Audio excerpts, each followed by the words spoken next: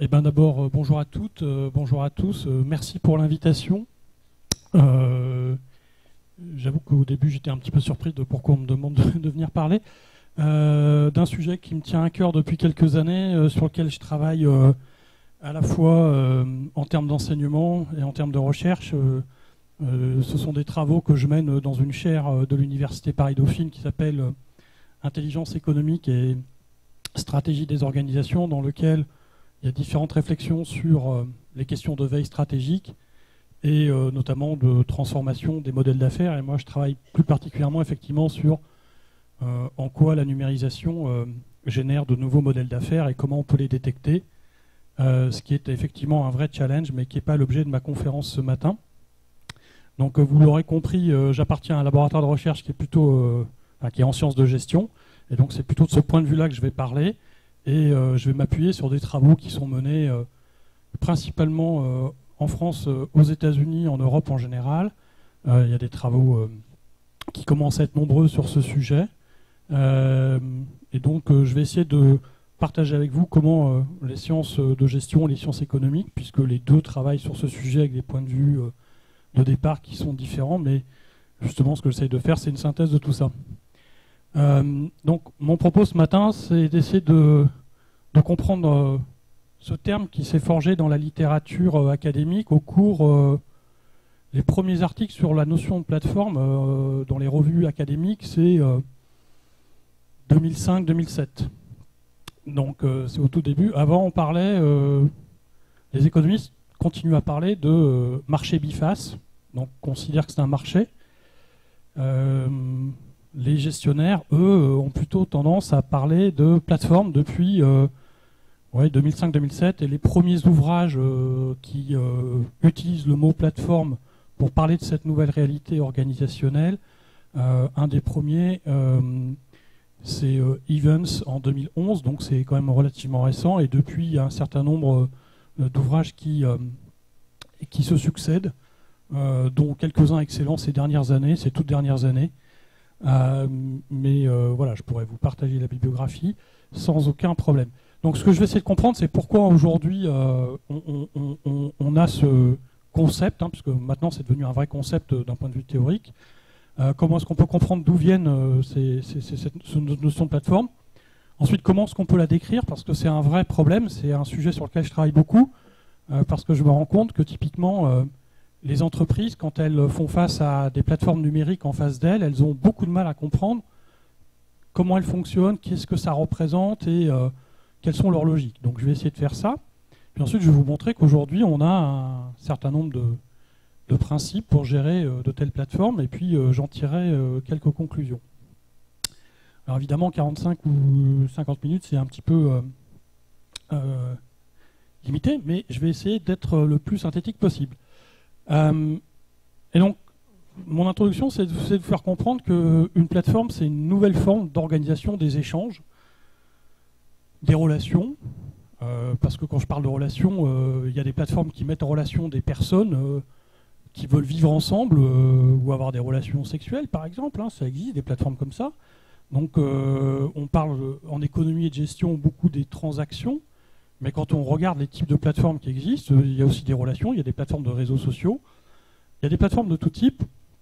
Et donc finalement, une façon dont j'ai de parler de des plateformes, c'est qu'on insiste finalement à une réingénierie des échanges au sens large.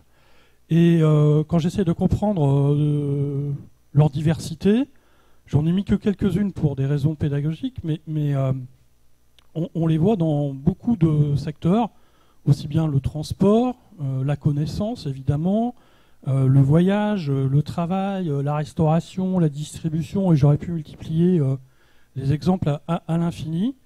Je ne connais pas de secteur qui ne soit pas aujourd'hui l'objet d'émergence des plateformes.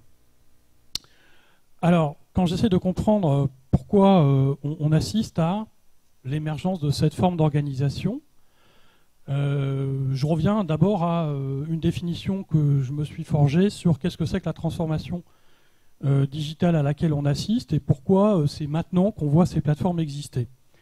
on ne les a pas vus émerger il y a 25 ans au tout début de l'Internet. Donc, il y a quelque chose qui est lié au développement de l'Internet lui-même pour expliquer pourquoi, au départ, quand on a déployé des réseaux, ceux-ci n'ont pas généré ces formes d'organisation. Alors, cette mise en réseau du monde, si vous l'observez, le décollage des grandes plateformes qu'on connaît dans tous les secteurs, elle est consubstantielle de deux types de réseaux qui se sont déployés. Les réseaux très haut débit, avec la DSL, dont la généralisation dans le monde, quand vous la regardez, c'est 2005-2007, et également l'arrivée du haut débit mobile avec la 3G, 4G. Donc c'est à la fois une augmentation des débits d'un côté, et puis de l'autre côté, des réseaux ubiquitaires qui favorisent l'émergence de plateformes, notamment mobiles. Je pense par exemple à toutes les plateformes liées au transport qui, sans réseau mobile, ne peuvent exister. Donc elles s'appuient sur des infrastructures en réseau, et je vais y revenir, c'est une des principales caractéristiques fondamentales de ces plateformes, c'est qu'elles exploitent des caractéristiques propres au réseau, qui en économie s'appellent des externalités positives, et un certain nombre d'effets de réseau sur lesquels je reviendrai, parce que justement, ce que ces organisations comprennent parfaitement, c'est comment les exploiter.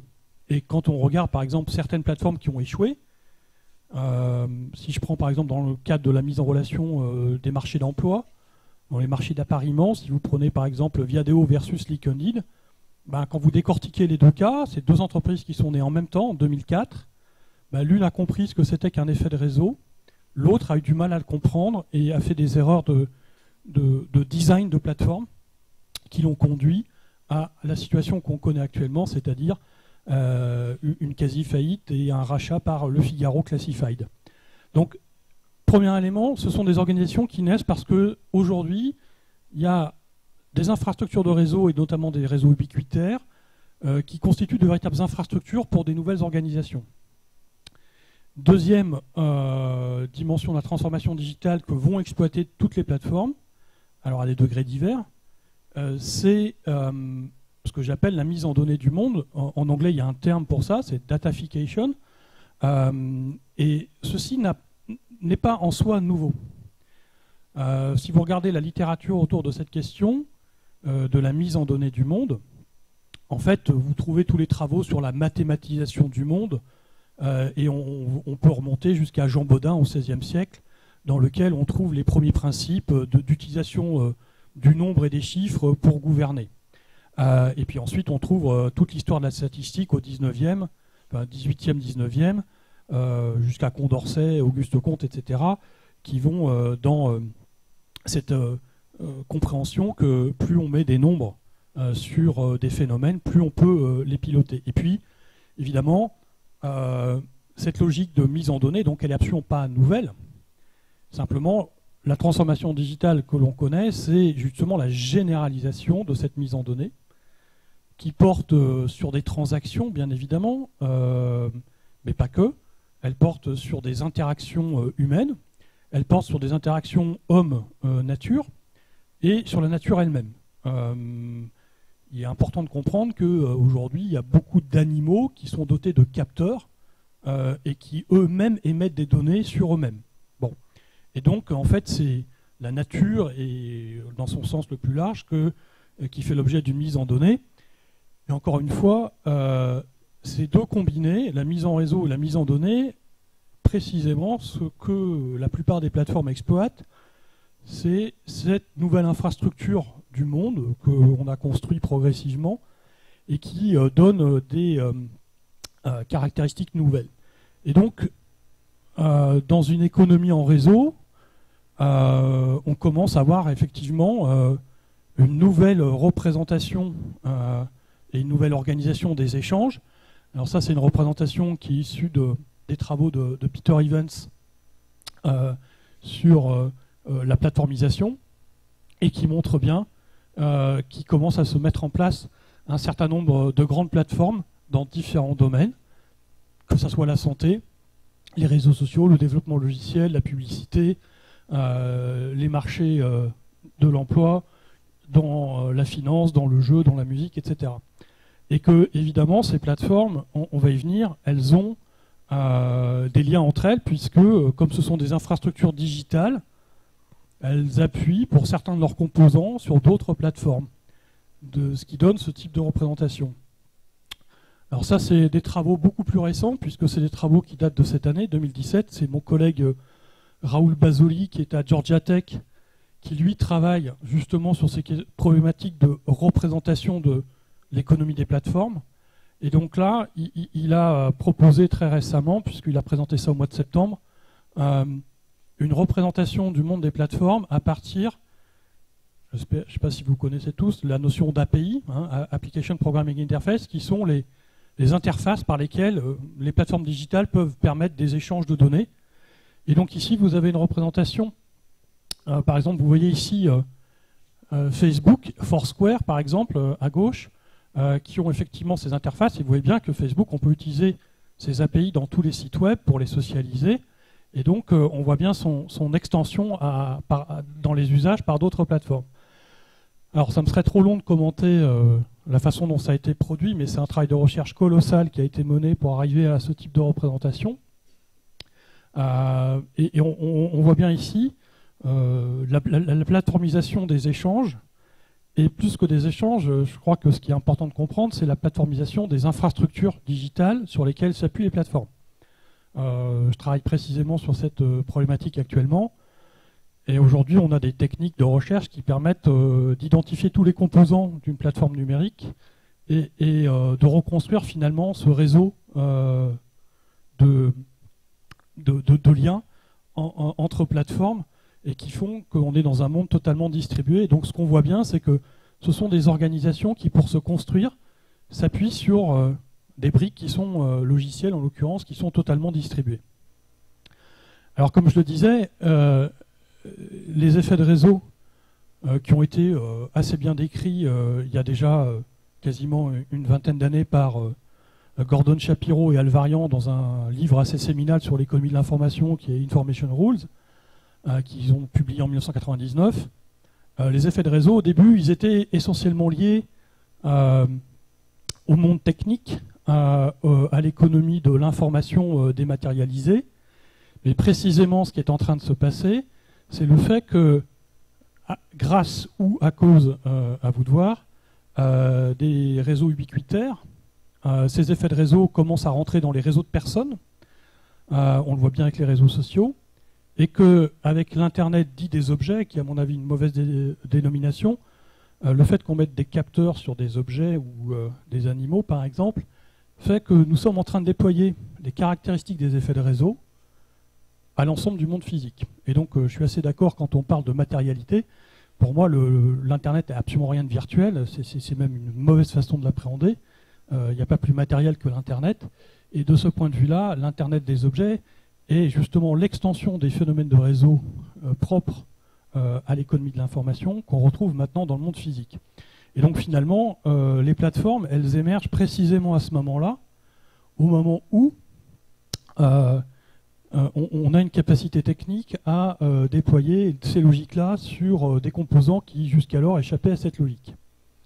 Et donc, une des hypothèses assez générales que font et des économistes et des gestionnaires, c'est que précisément, les modalités d'organisation de la production et des échanges étaient jusqu'alors dominées par des entreprises et des marchés, et que précisément, la phase actuelle dans laquelle nous serions serait le passage d'une économie d'entreprise et de marché à une économie de plateforme. Bon. Alors ce sont des hypothèses qui sont des hypothèses et qui font l'objet de très nombreux débats et de vifs débats. Il y a des enjeux théoriques derrière importants. Alors, si je prends une définition de qu'est-ce que c'est qu'une plateforme, là j'utilise une définition de Sangeet Choudhary. Il dit tout simplement, alors plug and play, donc il y a une idée qu'on peut venir s'y connecter, se déconnecter très facilement. Je reviendrai là-dessus plus tard. Alors business model, c'est un modèle d'affaires qui autorise beaucoup de participants, des producteurs et des consommateurs, à venir interagir les uns avec les autres pour échanger de la valeur. Donc c'est une définition très générique qui à ce stade effectivement permet pas de comprendre les logiques sous-jacentes, mais qui je crois permet une bonne entrée dans la matière. Alors évidemment les économistes, eux, ont forgé, et c'est notamment une partie des travaux de Jean Tirole, prix Nobel d'économie français. Enfin, c'est plutôt son collègue Rochet qui a forgé ces choses-là, mais c'est lui qui a récupéré les honneurs. C'est souvent comme ça. Donc les économistes, eux, parlent de marché biface ou de marché multiface. Donc si vous prenez par exemple une plateforme comme Booking, d'un côté vous avez les hôtels, de l'autre côté vous avez des gens comme vous et moi qui cherchent à réserver un hôtel. Et donc la plateforme, elle intermédie ces relations. En tout cas, contrairement à ce qu'on lit beaucoup, ce n'est pas du tout des formes de désintermédiation, mais au contraire de réintermédiation des échanges entre plusieurs acteurs économiques. Donc ça, la littérature économique, elle est assez développée pour étudier les caractéristiques spécifiques de ces marchés, sur laquelle je vais revenir, parce que c'est là où se jouent beaucoup de choses qui sont, à mes yeux, mal comprises par beaucoup d'entreprises, qui sont les effets de réseau, qui sont donc des externalités positives. Autrement dit, c'est plus il y a d'utilisateurs, plus mon utilité à utiliser cette solution logicielle est élevée. Autrement dit, c'est une rupture assez importante en économie parce que on n'est plus dans l'économie de la rareté. Dès lors qu'il y a des effets de réseau positifs, ça veut dire que plus il y a d'utilisateurs, plus la valeur du bien consommé est élevée. Si vous êtes seul sur un réseau social, évidemment, le nombre d'interactions est limité, et donc la valeur qui est créée par ce réseau social est très limitée. Et donc là, ce sont, au niveau microéconomique, les fonctions d'utilité des consommateurs qui sont modifiées. Et donc ça, c'est ce qu'on appelle les effets de réseau directs. Plus il y a d'utilisateurs sur une face, plus la valeur à consommer cette plateforme est élevée. Et donc, au-delà du descriptif économique du mécanisme microéconomique, ce qu'il faut comprendre, c'est que les plateformes, elles savent parfaitement déclencher les mécanismes qui génèrent les effets de réseau directs. Et tous les effets de réseau en général, je vais y venir. Ensuite, un effet qui est très bien décrit par la littérature depuis longtemps, ce sont les effets de verrouillage. C'est-à-dire qu'une fois que vous êtes utilisateur d'une plateforme, la plateforme, ce qu'elle va essayer de faire, c'est de vous maintenir sur la plateforme. Alors, la littérature, pendant très longtemps, elle a imaginé des effets de verrouillage techniques, et ça, c'était les travaux de la fin des années 90 sur les standards techniques qui verrouillent les utilisateurs. Les contrats, évidemment, qui verrouillent aussi. Donc ça, c'est une littérature qui existe depuis longtemps. Mais ce qui change avec les plateformes digitales qu'on connaît tous, c'est que finalement, le verrouillage n'est pas tant technique. Et puis la loi sur la République numérique d'octobre 2016 introduit la notion de portabilité des données. Donc la loi aujourd'hui, si tant est qu'il y a encore des verrous techniques, les fait définitivement sauter. Ce qui va rester, c'est des effets d'usage. C'est-à-dire que le verrouillage aujourd'hui, les Américains appellent ça le stickiness. Comment vous collez. Ce n'est pas des cartes de fidélité ou des points qu'on vous donne parce que vous êtes un bon utilisateur. C'est la fluidité de l'expérience utilisateur qui fait que y a d'autres plateformes qui existent, oui c'est sûr, mais elles ne sont pas aussi faciles, aussi fluides. Et donc toute la réflexion sur l'expérience utilisateur est absolument fondamentale pour les plateformes parce que c'est la base de leur fidélisation. Et ça crée des effets de verrouillage très forts, mais c'est des effets de verrouillage qui sont liés à l'usage et aux interfaces. Et quand vous regardez l'économie de ces plateformes, vous voyez le nombre d'ingénieurs en UX, on appelle User Experience, qui travaillent sur ce point-là uniquement. Parfois, c'est des milliers de personnes qui travaillent sur ces questions-là. Si vous prenez par exemple Apple, il y a des milliers de personnes qui travaillent là-dessus. Donc les effets de verrouillage, donc ils existent sur les deux faces. Si vous prenez un modèle de plateforme comme Uber, ces effets de verrouillage, je vais y revenir, ils existent aussi bien pour les chauffeurs que pour les utilisateurs. Bon. Donc ça, c'est la première phase. Ensuite, là où c'est très puissant, et c'est là où les plateformes savent très très bien gérer ça, c'est ce qu'on appelle les effets de réseau croisés. Autrement dit, là, je vais utiliser une plateforme parce que de l'autre côté, il y a une offre qui est tellement importante qu'elle me génère de l'utilité. Et donc, par exemple, je suis chauffeur, je vais préférer Uber à chauffeur privé parce qu'il y a davantage de clients d'un côté, et moi, je vais préférer Uber parce qu'il y a davantage de chauffeurs de l'autre côté. Et donc, c'est l'utilité de l'autre face qui est augmenté par le nombre d'utilisateurs de l'autre face. Et donc ça a des effets très puissants parce que ça génère aussi des effets de complémentarité que dans les plateformes digitales on trouve très très bien. Très concrètement, une des choses que Apple gère très très bien en termes de plateforme, c'est le fait que cette device, ce terminal, il a une valeur, mais sa valeur, elle est surtout augmentée par le nombre d'applications qui sont fabriquées par les développeurs de l'autre côté. Et donc, on a à la fois des effets de réseau croisé et des effets de complémentarité. Les deux se combinant, on crée des effets de réseau qui sont très puissants. Et donc, ce que les plateformes numériques savent parfaitement gérer, c'est l'ensemble de ces effets de réseau. Et elles les combinent, elles les articulent, et on va le voir, elles prennent des décisions de gestion qui ont toutes pour objectif de maximiser ces effets de réseau. Un de mes points de vue, c'est de montrer que beaucoup d'entreprises qui se lancent dans le numérique, qui veulent construire une plateforme, appréhendent mal ces effets de réseau et prennent les mauvaises décisions concernant leur gestion. Bon, et donc j'aurais beaucoup d'exemples à vous montrer où il y a des erreurs qui ont été faites soit sur une face, soit sur l'autre, on le voit assez bien. Bon. Alors une fois qu'on a dit ça, on a plutôt la vision des économistes, et moi une de mes problématiques, c'est de dire à des gens qui veulent faire des plateformes, c'est comment ça se gère. Autrement dit, comment on appréhende une plateforme. Et donc là, j'utilise les travaux de Sangeet Choudhary, qui a écrit un ouvrage assez simple à lire, qui s'appelle Platform Scale, qui date de 2015 et qui est très éclairant sur les problématiques de gestion de plateforme. Donc lui, il propose une représentation intéressante. Il dit une plateforme, c'est 3 sous-systèmes, 3 couches. Il y a une couche où il y a des données, il y a une couche où il y a une infrastructure qui va permettre ensuite à soit des réseaux, type réseaux sociaux, soit une place de marché, typiquement prenez Alibaba, c'est une immense place de marché. Ça peut être une communauté, ça peut être Craigslist, ça peut être une communauté comme Tinder ou peu importe. Il y en a des centaines de milliers sur Internet. Voilà, mais pour lui, il y a 3 grands types de couches hautes. C'est la couche sur laquelle vont se développer les échanges et les transactions. Alors, cette représentation, elle est assez intéressante parce qu'en fait, elle permet d'identifier des plateformes au fur et à mesure de leur développement. C'est-à-dire que, par exemple, si vous prenez Airbnb, au départ, il y avait très peu de données, il y avait très peu d'échanges.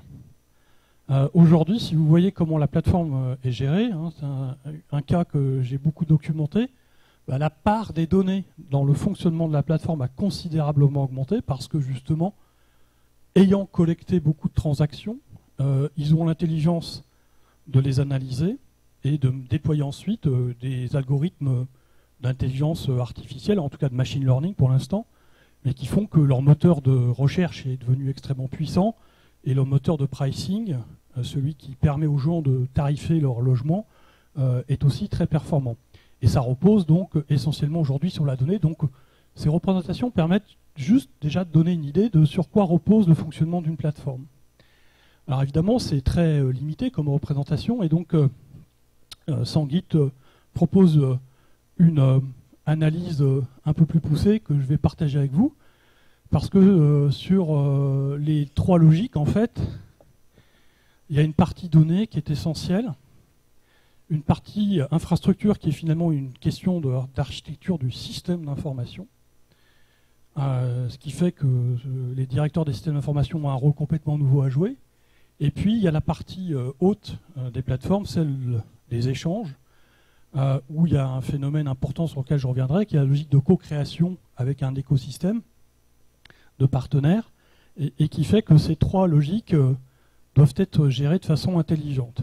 Ensuite, le point qui est très important, c'est cette partie-là, sur la partie des données, dans lequel, je vais y revenir, il y a une question de comment on collecte les données.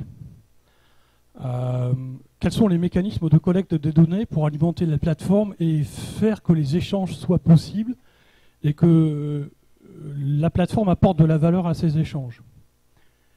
Donc, c'est des stratégies assez fondamentales à réfléchir, qui ne sont pas simplement des questions techniques. Et de mon point de vue, de ce que je vois des entreprises avec lesquelles j'ai la chance d'échanger sur cette plateformisation, en fait, elles ne comprennent pas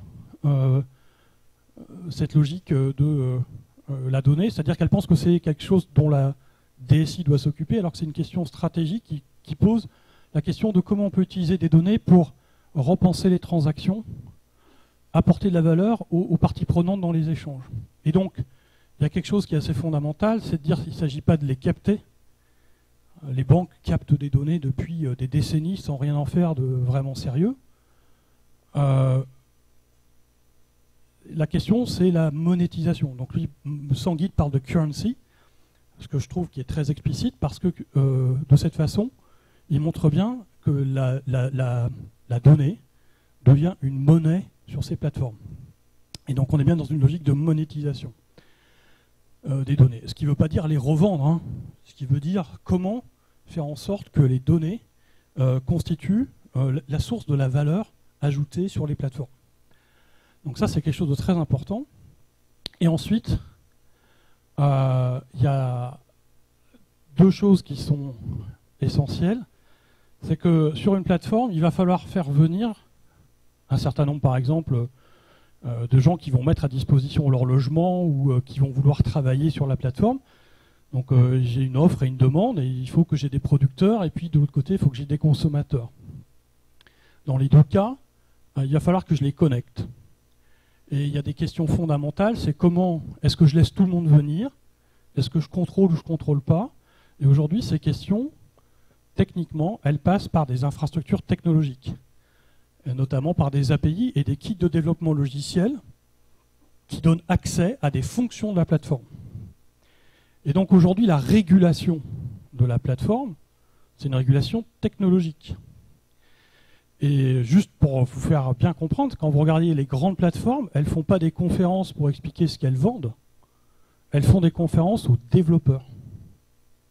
Que ce soit Alibaba, que ce soit Amazon, que ce soit Apple ou que ce soit Facebook, par exemple, ces gens-là ne font pas des conseils d'administration où ils parlent à leurs actionnaires. Ils parlent aux développeurs. Et leurs conférences sont des conférences pour les développeurs. Et pourquoi? Parce que justement, c'est une grande partie du développement de ces plateformes qui repose précisément sur cette partie technique. Et donc la connectivité, comment créer un écosystème, ça va se jouer dans l'architecture technique. J'y reviendrai tout à l'heure parce que justement, c'est à mon avis quelque chose qui n'est pas souvent compris. Dernier aspect, c'est que, enfin pas dernier aspect, autre aspect, la question de la distribution, comment on arrive à mettre en relation et à générer ces échanges. Si on veut maintenir un nombre suffisant de consommateurs qui échangent avec les producteurs, il y a cette question de la stickiness et donc de la fidélité à la plateforme qui repose sur une expérience utilisateur qui nécessite qu'il y ait une réflexion absolument centrale sur la question de l'interface homme-machine et des usages. Pour moi, la plus grande transformation que constituent les plateformes, c'est la migration de la valeur d'échange vers la valeur d'usage. Et c'est un bouleversement dont je pense que, personnellement, on n'a pas encore tiré toutes les conclusions, et qui fait que, finalement, ce que valorise l'utilisateur, c'est justement la fluidité de l'usage, et là-dessus, il est prêt à rester et à payer, plus que la transaction elle-même. Et donc, c'est un point assez crucial. Et donc, tout ça montre que c'est une infrastructure qui est totalement digitale, parce qu'on a l'impression que les questions techniques sont essentiellement sur les fonctions qu'on va créer dans la plateforme, hein, qui sont des fonctions de création de services, des fonctions de personnalisation et de tri. Hein, c'est tous les moteurs de recherche que comportent ces plateformes. Et puis ensuite, comment on distribue ces services. En fait, tout est un ensemble très technologique qui fait que, à mes yeux, un des problèmes des sciences de gestion aujourd'hui, c'est que n'ayant pas la culture technique et informatique nécessaire, il y a un problème de modélisation. de ces types d'organisations qui fait que les représentations qu'on utilise ne sont pas toujours les bonnes pour les appréhender. Et donc en fait, moi, ma lecture des choses, c'est de dire, en fait, c'est un système, au sens théorie des systèmes, hein, celle qu'on m'a enseignée il y a quelques années, celle de von Bertalanffy et autres, où en fait j'ai plusieurs écosystèmes qui sont articulés par un système général. J'ai un système de partenaires, un système technique et puis un système de données.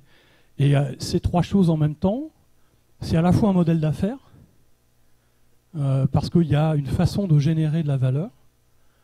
C'est un système d'innovation et un système d'innovation qui est ouvert. Alors plus ou moins, on va le voir, hein, parce que c'est une des questions fondamentales, c'est quel est le degré d'ouverture. Et puis c'est fondamentalement quelque chose qui tire parti des réseaux et qui est donc fondamentalement digital. Et donc une façon de voir, pour moi, une plateforme, c'est que c'est un système qui articule trois écosystèmes. Et donc, par exemple, les représentations que je vous ai que j'ai utilisées au début de la présentation, elles mettent bien en évidence que il n'y a pas une plateforme, hein, je pourrais vous montrer, je dois avoir d'autres exemples. Par exemple, si vous prenez Airbnb, son infrastructure technique est totalement distribuée. Elle n'a quasiment rien en interne. Elle n'utilise que des morceaux de code qui sont produits par d'autres, et le code qu'elle produit, elle le partage sur une plateforme comme GitHub avec d'autres. Bon, et donc c'est un système totalement distribué, y compris pour le stockage, mais Netflix, c'est quasiment pareil. Bon, et je pourrais multiplier les exemples comme ça.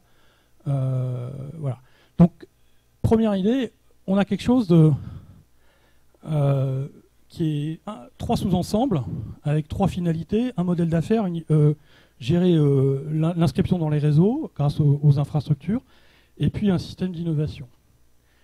Alors une fois qu'on a dit ça, moi quand je parle à des managers, ils me disent ok, mais on fait comment?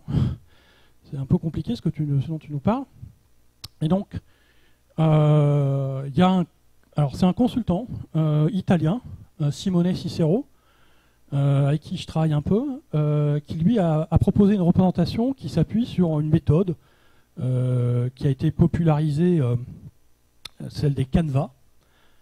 C'est deux collègues qui sont à HEC Lausanne, Osterwalder et Pigneur, qui ont créé le business model Canvas. Et Simone Cicero lui a dit en fait moi je vais reprendre ce qu'ils ont fait pour l'adapter à une plateforme. Et quand on utilise cette représentation, on comprend un petit peu mieux comment fonctionne une plateforme. La première idée, c'est que sur une plateforme, il y a, en tant que plateforme, moi je vais apporter de la valeur parce que je vais permettre certains types d'échanges. Je vais permettre à des gens qui ont envie d'utiliser leur temps autrement d'effectuer des tâches pour d'autres. Je vais mettre en relation des freelances avec des entreprises. Je vais mettre des chauffeurs en relation avec d'autres. Donc ça, c'est ma proposition de valeur. C'est le cœur de ce que je fais en tant que plateforme. Ça, c'est moi qui le définis. Et puis ensuite, ma plateforme, elle va s'appuyer sur des tiers qui vont compléter la proposition de valeur de ce que j'offre. Et donc, le point fondamental, c'est que dans une plateforme, la valeur, elle n'est pas créée que par la plateforme, elle est créée par tout le monde. Et le rôle d'une plateforme, c'est de permettre cette co-création et donc de mettre en place des services et des ressources pour cette co-création, notamment d'abord une infrastructure digitale qui permet à cette proposition de valeur d'être distribuée et d'être accessible. Et donc de ce côté-là, qu'est-ce que je vais faire en termes de ressources pour permettre ça? Puis de l'autre côté, comment je vais distribuer ça? Et à qui? Et donc, si je passe ici, j'ai deux types de services. Des services qui sont pour les producteurs. Par exemple, si vous prenez eBay, qui est une des plus anciennes plateformes que tout le monde connaît, eBay, ils ont identifié très vite que leur plateforme, elle fonctionnerait bien si elle se focalisait sur les meilleurs vendeurs. Et donc, ils ont créé un programme qui s'appelle Power Seller. Mais comme Airbnb l'a compris quelques années plus tard en créant le Super Host. C'est-à-dire que là, ce sont des acteurs, partenaires, qui sont tellement importants pour la plateforme que je vais leur fournir des services complémentaires. Hein. Et donc ça va être réservé à une certaine catégorie d'utilisateurs de la plateforme. Et pourquoi je leur délivre des services supplémentaires? Parce que comme ils génèrent beaucoup de transactions et d'échanges, j'ai intérêt à les accompagner et à les assister. Et donc la plateforme, elle doit avoir des services spécifiques pour eux. Et donc toutes les plateformes, si vous prenez par exemple Etsy, je ne sais pas si vous connaissez Etsy, qui est une plateforme qui permet de ce qu'on appelle tout ce qui est fabriqué manuellement, aussi bien de la confiture que des tricots, que du bois ou tout ce que vous voulez, enfin de la menuiserie, enfin voilà, c'est une des grandes plateformes de handmade. Ils ont des fonctions spécifiques pour les vendeurs et les meilleurs vendeurs. Donc on retrouve ça à peu près sur toutes les plateformes où les partenaires clés vont accéder à des fonctions qui vont les aider à mieux travailler sur la plateforme. Et puis, évidemment, il y a une question de comment j'organise les transactions. Et ça, effectivement, les plateformes digitales ont beaucoup, pour ne pas dire plus, réfléchi à comment on organise les transactions. Et leur obsession, parce que c'est vraiment le terme qu'il faut utiliser, c'est comment on les rend fluides. Chez Amazon, il y a un poste, c'est Customer Obsession Manager. Voilà, c'est une fiche de poste. Voilà. Tombez dessus, ça existe. Bon. L'autre jour, j'écoutais David Marcus, qui est un Français qui était chez PayPal, qui maintenant travaille chez Facebook sur Messenger. Ils viennent d'ajouter une fonction à Messenger qui permet de faire des transactions d'échange d'argent entre personnes. Voulez-vous faire rembourser le resto que vous avez partagé avec des amis, bah vous pouvez vous envoyer de l'argent par Messenger. Cette transaction, quand vous l'écoutez, ce qu'il cherche à faire, c'est de dire, moi je veux que ça soit no friction. C'est un mot qui revient constamment, c'est-à-dire comment vous allez simplifier et permettre la multiplication des transactions et des échanges. Vraiment, c'est quelque chose que vous retrouvez dans tous les propos des gestionnaires de plateformes. Ils ont cet objectif de no friction. Hein, et donc, on voit bien que, par exemple, tout ce qui est biométrie est utilisé pour supprimer la friction du mot de passe, hein, pour faciliter les échanges et les transactions. Et puis évidemment, ensuite se pose la question des canaux. Par quel canal je vais distribuer ces transactions? Alors évidemment, ce dont on a peu parlé pour l'instant, c'est que le mobile constitue effectivement une révolution absolument centrale dans l'émergence des plateformes, parce que l'échelle que le mobile permet n'est pas celui de l'ordinateur. Le mobile, c'est quasiment 3 milliards de personnes qui l'utilisent. Hein, c'est 3 milliards de devices versus quelques centaines de millions d'ordinateurs. Donc c'est à une échelle totalement différente. Et c'est ce qui fait aussi que les effets de réseau dont on parlait tout à l'heure sont extrêmement puissants parce que sur des bases d'utilisateurs potentiellement mondiales. Bon. Et donc vous avez effectivement ici des plateformes qui sont mobile first. Si vous prenez un service comme Uber sans le mobile, il n'existe pas. Bon.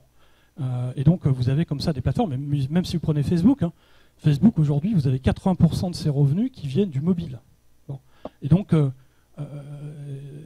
et Alibaba aujourd'hui, c'est plus de 79% de son chiffre d'affaires qui transite par du mobile.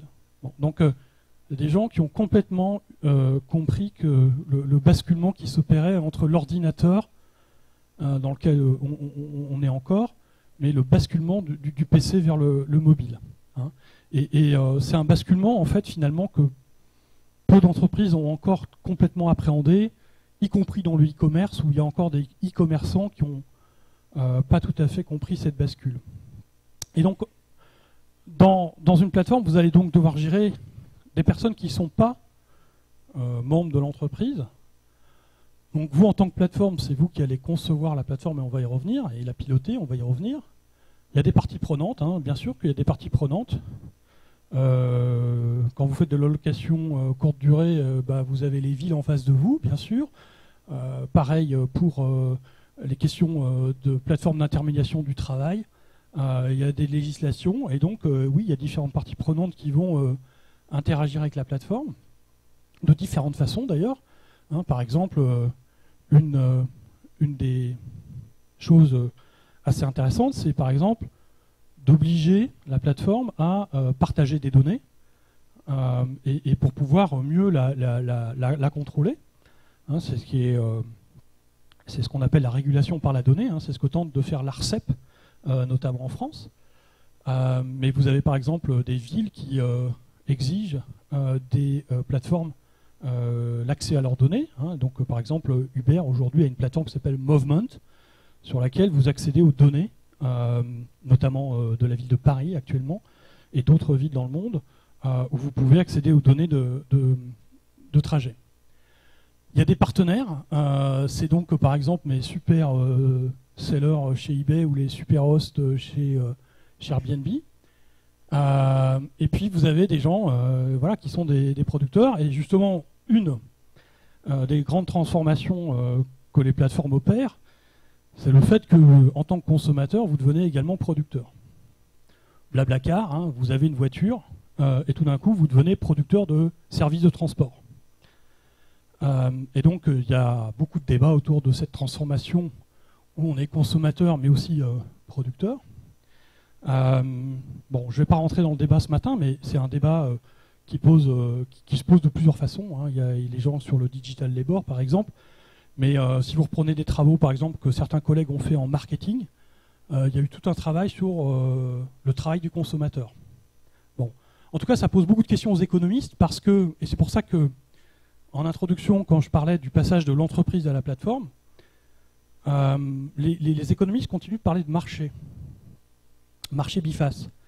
La question, c'est est-ce qu'on est encore vraiment dans un marché lorsque une partie substantielle des consommateurs sont aussi producteurs. Voilà. Ça pose des questions conceptuelles qui sont quand même un peu plus compliquées que ce qu'on avait l'habitude de traiter jusqu'à maintenant.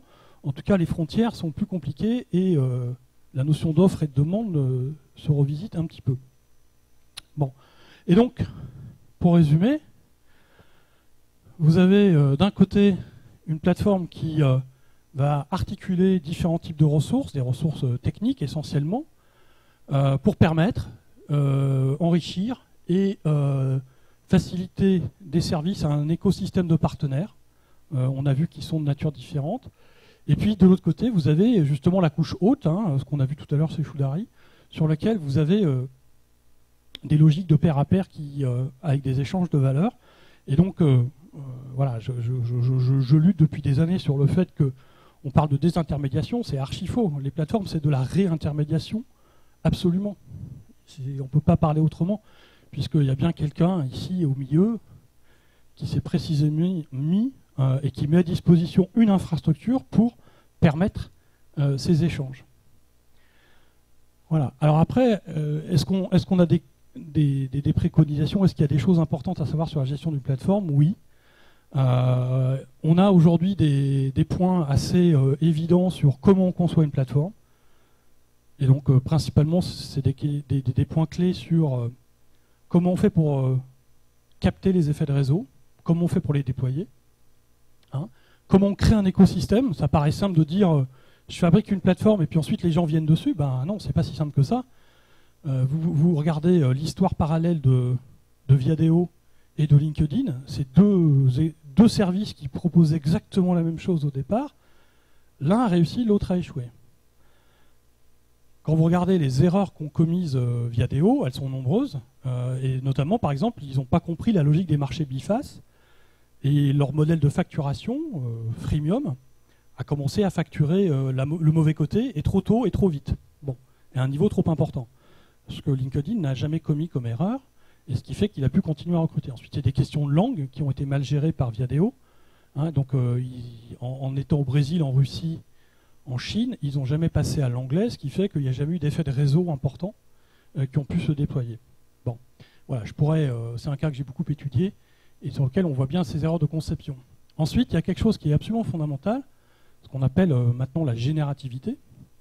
Et qu'est-ce qui fait qu'une plateforme génère de la valeur pour l'écosystème? Et ça repose sur une question qui est assez ancienne finalement sur la question des plateformes, qui est quel est le bon degré d'ouverture et quel est le bon degré de contrôle de la plateforme. Voilà. Ensuite, il y a des stratégies de développement, comment on développe une plateforme dans le temps. une des choses les plus visibles et simples, c'est de dire j'ai deux faces, j'en rajoute une troisième, j'en rajoute une quatrième. Ça, c'est ce que fait Apple depuis des années. Okay. Mais il y a des choses un peu plus subtiles qui sont en train de s'opérer et qui montrent que les plateformes, c'est pas un objet statique. C'est des choses bien plus subtiles, et j'y reviendrai en conclusion parce que je vous montrerai au travers du cas Airbnb qu'en fait les plateformes sont des choses qui évoluent beaucoup. Ensuite, évidemment, toute entreprise ne va pas devenir une plateforme, et donc il y a des stratégies sur les plateformes. Comment utiliser des plateformes pour se développer. Et donc par exemple, je ne sais pas si certains d'entre vous connaissent le logiciel Slack, qui est un logiciel de travail collaboratif. Slack, c'est un logiciel assez intelligent puisque finalement il se dit, moi je ne vais pas réinventer les services de partage de fichiers, tout le monde en a fait un. Donc moi je vais me développer au-dessus de ces services-là et je vais ajouter et je vais permettre d'agréger tous les services qui existent. Donc en fait c'est quelque chose d'assez malin, c'est ce qu'on appelle une stratégie d'enveloppement, c'est je me mets au-dessus des plateformes. Bon, alors je vois que le temps passe, je vais juste insister sur un point. Dans toutes ces stratégies, il y a une question absolument centrale qui relève de la gouvernance de la plateforme, qui est absolument clé.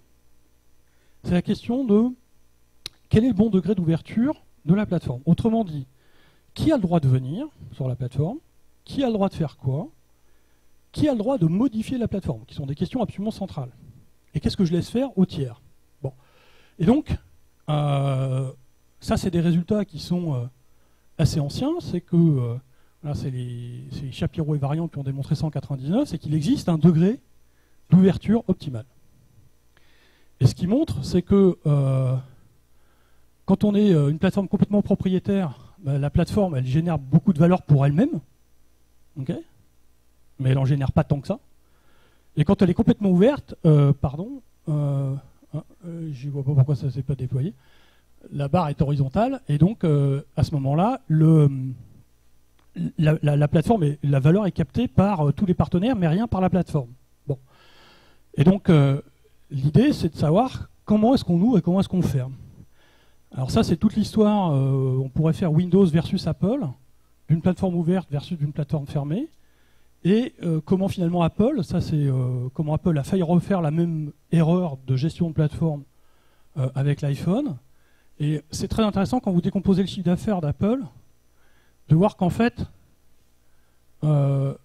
toute la valeur qui est créée par la plateforme, la plateforme iPhone, c'est 30 milliards de dollars générés chaque année. C'est-à-dire que c'est plus que Hollywood. Hein. C'est quelque chose d'assez important. Vous voyez que ça, c'est les plateformes qui ont ouvert la musique et la vidéo, c'est le départ. Mais dès qu'ils ont ouvert des partenaires sur le développement des applications, aujourd'hui, c'est l'essentiel des revenus de cette plateforme. Bon. Et puis ensuite, il y a un contrôle, c'est-à-dire que je ne laisse pas faire n'importe quoi aux développeurs. Donc il y a des services de licenses, hein, c'est les licences made for iPhone, par exemple sur les connecteurs, qui fait que je contrôle qui peut faire quoi. Et donc le contrôle, hein, ça passe aujourd'hui, ça passe par le logiciel de développement d'applications, hein, le Software Development Kit, où il y a un processus qui permet de contrôler ce qui se passe sur la plateforme. Alors ensuite, il y a comment on donne accès. Alors là, je prends un autre exemple de plateforme en cours de déploiement depuis quelques années, hein, c'est le Crédit Agricole.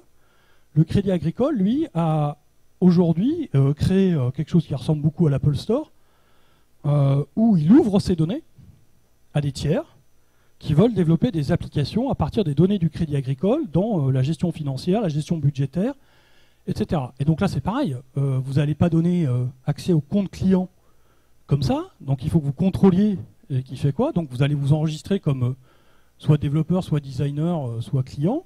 Vous allez remplir un certain nombre d'informations. Et donc ensuite, vous pourrez accéder à un bac à sable digital dans lequel vous pourrez développer des applications. Et quand elles seront validées par le Crédit Agricole, elles pourront être distribuées sur son store et elles pourront être mises à disposition des clients du Crédit Agricole.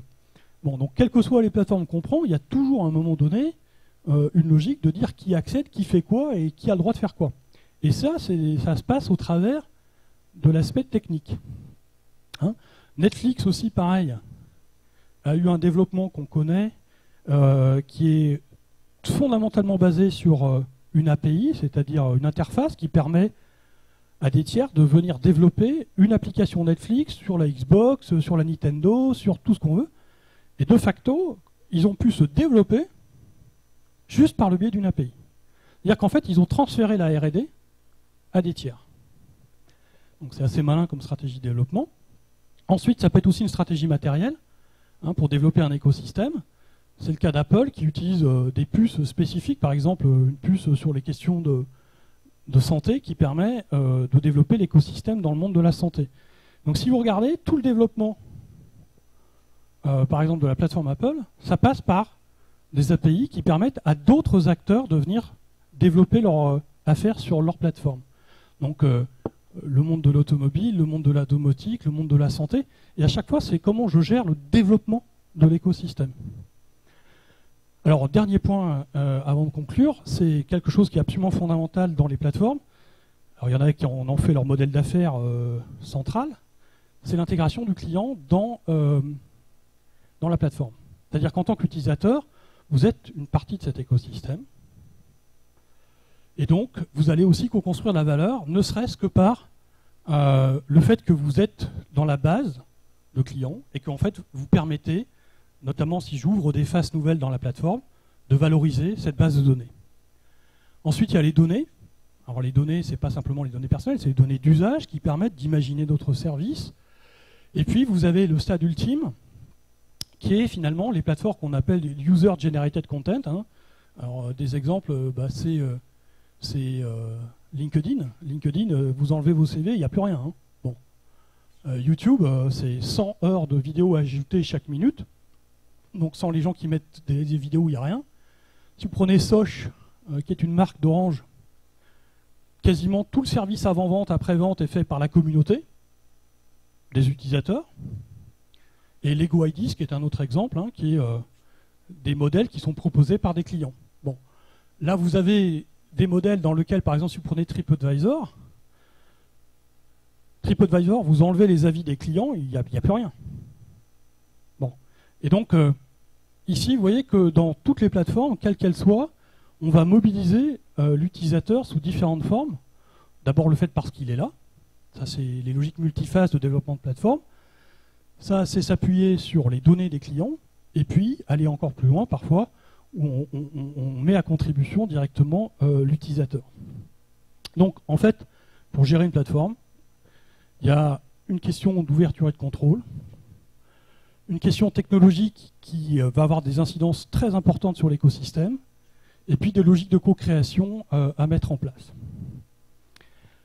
Alors, pour conclure, rapidement, si je essaie de me résumer, une plateforme, elle a compris la mise en données du monde et la mise en réseau du monde. Elle travaille sur ses effets de réseau. Elle travaille sur les données. C'est-à-dire qu'elle a beaucoup de valeur qui vient de l'exploitation des données qui sont générées sur sa plateforme. Elle a déployé des logiques d'écosystème en mobilisant les utilisateurs. Et elle va parfois jusqu'à transformer l'utilisateur en coproducteur. Et donc, ces quatre logiques-là sont présentes de façon différentes, plus ou moins poussées selon les plateformes. Il y en a qui vont être, par exemple, les plateformes user-generated content très centralisées là-dessus. D'autres qui vont être très centralisées sur les données. D'autres sur les effets de réseau comme les réseaux sociaux. Bref, chacune des plateformes va mettre l'accent sur l'une ou l'autre, mais les quatre composants sont systématiquement présents sur les plateformes. Ensuite, une plateforme, est-ce que ça reste toujours la même chose? Non. L'exemple d'Airbnb, pour moi, est très parlant. C'est des gens qui ont dit, OK, il y a une offre intégrée dans l'hôtellerie, on va la désintégrer. On va prendre qu'un petit morceau, on va refaire la nuitée. Mais si vous observez ce qu'est Airbnb en 2017, sur la plateforme, vous pouvez réserver une nuitée, bien sûr, mais un guide. Vous pouvez vous faire livrer à domicile et vous pouvez prendre une navette pour aller à l'aéroport. Donc en fait, ils ont reconstruit la prestation hôtelière en la proposant d'une autre façon. Mais d'abord, ils ont pris un morceau du paquet et ensuite, ils ont refait le paquet autrement. Donc ça, c'est des stratégies qui, je pense, sont absolument importantes à comprendre. C'est-à-dire qu'au départ, on a l'impression qu'ils vont se limiter à une partie de la proposition de valeur sur laquelle l'hôtellerie était, en disant bon, ok, c'est les nuitées, c'est pas grave. Mais après, je prends la conciergerie, je prends la restauration, je prends le transport, et donc finalement, j'arrive à réagencer autrement la prestation. Alors, est-ce que les plateformes sont éternelles? Est-ce que c'est la forme d'avenir des organisations? J'en suis pas certain, pas du tout. Aujourd'hui, on a des plateformes qui reposent essentiellement sur des architectures de réseau très centralisées, un peu décentralisées dans certains cas. Il y a, depuis quelques années, un débat foisonnant autour du Bitcoin et du blockchain, qui en fait repose la question autrement, puisque finalement c'est la question des réseaux distribués. Donc effectivement, les plateformes correspondent plutôt à ces deux mondes-là. Si ces réseaux-là se déploient, et ils ont peut-être des chances de se déployer, mais il y a des questions aujourd'hui énergétiques non neutres par rapport à ces questions-là, on peut penser que les plateformes peuvent disparaître. Et elles disparaîtront peut-être. Ou alors elles arrivent à se redéployer de façon intelligente sur ces nouvelles architectures qui permettent fondamentalement les logiques de pair à pair dans les échanges. Et donc, si elles n'arrivent pas à trouver quelle valeur elles peuvent apporter dans un monde de pair à pair distribué, certifié, authentifié, elles ont des grandes chances de disparaître pour certaines d'entre elles. Il y a déjà des applications qui montrent que, par exemple, on peut imaginer Uber sans la plateforme Uber, en connectant directement le chauffeur avec l'utilisateur. Il y a une application israélienne qui fait ça. Bon. Donc, voilà, il y a beaucoup de focalisation là-dessus, on parle beaucoup de ça, ça existe peu encore, ça pose plein d'autres questions, mais pour moi, c'est pas évident que les plateformes soient la forme dominante dès lors que la blockchain se déploiera. Ensuite, parce que la blockchain, ça correspond à un point qui est très intéressant en économie, c'est la fin des coûts de transaction. C'est-à-dire que très concrètement, les plateformes, elles peuvent être là. Si on arrive à baisser les coûts de transaction, c'est-à-dire ne plus avoir à authentifier les personnes, ne plus avoir à sécuriser les transactions, et que c'est par conception l'infrastructure réseau qui le fournit, il n'y a plus besoin d'intermédiaires pour organiser les échanges, et donc on arrive au point zéro des coûts de transaction, c'est-à-dire qu'on n'a plus besoin d'institutions. Bon, plus besoin d'institutions, plus besoin d'organisation pour gérer les échanges. Juste le réseau qui le fera. Bon, alors c'est un peu utopique, mais théoriquement, c'est tout à fait possible. Et donc, c'est un truc intéressant à discuter. Donc, ça veut, pour moi, le risque que les plateformes disparaissent est tout à fait probable. Pour terminer, une plateforme, pour moi, c'est une organisation qui est peut-être une étape intermédiaire, mais qui, en tout cas, maximise les effets d'externalité de réseau. Et surtout, ça, c'est, je crois, quelque chose qui est peu compris. Il y a beaucoup de lectures, il y a beaucoup de gens qui racontent que finalement les économies d'échelle n'existent plus. Non, elles existent, elles continuent d'exister, et justement ce qui fait la puissance de certaines des plateformes, c'est quand elles combinent des économies d'échelle avec des effets de réseau. Voilà. Et donc ça fait des choses comme Amazon Web Service. Hein. Voilà, ça c'est puissant. Pour moi, on est à une étape où il y a une nouvelle ingénierie des échanges qui se met en place, une migration de la valeur qui fait que il y a des échanges, mais ce qui est valorisé, c'est l'usage.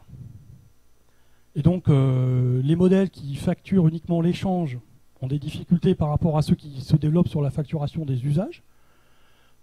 Et pour moi, c'est une des grandes problématiques actuelles.